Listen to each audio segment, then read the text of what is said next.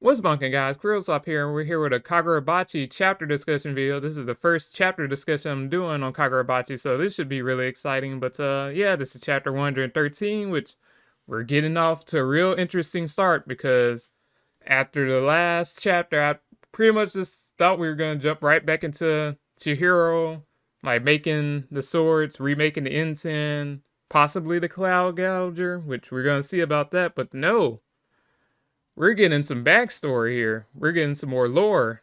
We're getting the Seitei war arc, which that's very exciting because honestly didn't think the author was gonna go into like detail this quickly about this arc, but it's good to see that we're gonna start off with this. But basically this is sort of like a setup chapter for the war arc.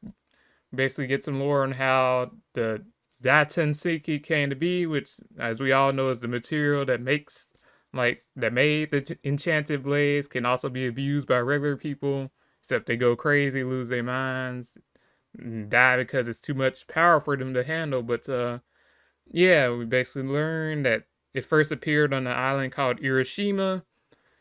Yeah, during that time, and basically I guess we got some Yakuza mafia type members talking about it, how the government doesn't really know too much about the ore just yet at that point in time, and how like this island called Shukuku, I probably butchered that pronunciation, but you know what I'm talking about. That island like just randomly appeared like 2 years ago in this flashback. Like it just randomly surfaced up, and basically how there is a barrier or a force field you can't really enter without like passing through the force field. So that's interesting stuff there, and this sort of sets up like the conflict between Tokyo and the Shukoku, which that's gonna be interesting to see how it plays out in this war because there's more to that. We're gonna see maybe the Shukoku weren't like actually like the actual villains. Maybe, well, it's war, so it depends like on how you want to see it. They're probably fighting over this ore that appeared, or the Densenseki that appeared in Hiroshima. So we're gonna see what that entails. But yeah, we get some we get Shiba aura farming. Basically, we get to see Shiba more in action. Uses teleport powers. He basically takes care of the Yakuza assassin type guys and basically call him a government dog, and he doesn't really care about that. But yeah, we get that, and basically he says he brings the Densenseki to Kunishige, Chihiro's father. That's basically how the chapter ends. But yeah, I'm excited to see what's gonna happen because this is very interesting. We're gonna see more Kunishige, more backstory on the enchanted blade wielders, probably see what the cloud gouger and like what the other enchanted blade users were doing, because we pretty much only have information on Samora, Uraha, and a little bit of the previous cloud gouger user before Sojo, and I think that's pretty much it. Am I forgetting another enchanted blade user we saw like use it? Nah, I'm pretty sure there was like the only three they mentioned.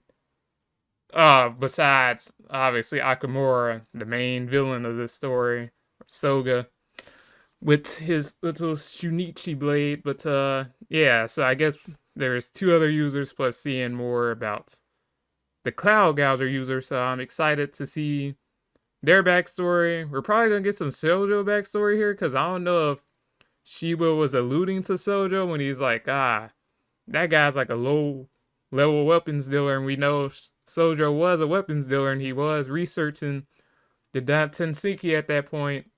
So don't know if that's about Sojo or like somebody else, but we're probably gonna get some more Sojo stuff. So Sojo fans be excited for that, and I'm a Sojo fan. He was a fantastic introductory villain, like main villain, like I've always been stating. But yeah, don't mean to ramble on too long. Let me know what you thought about this chapter below.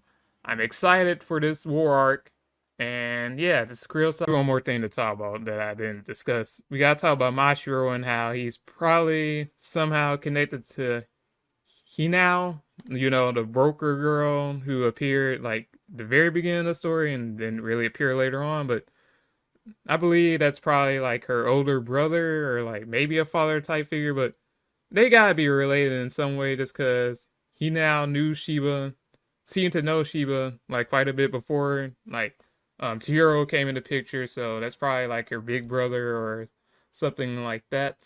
But yeah, interesting to see what Mashiro holds. He's probably gonna, you know, die, but I'm interested to see what his character is about because he sort of has like the same like streak in his hair and black hair, and I doubt that's a coincidence. So yeah, now we're signing off.